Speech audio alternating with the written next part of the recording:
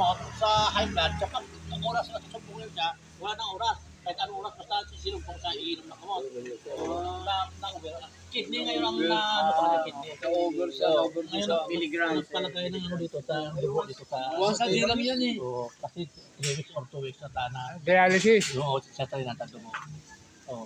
Nung ang anak na Timan, dalawa. Nung okay pa, okay. Nung panahuli, ano siya. Ang gikas. Ano na si Suki? Hindi na.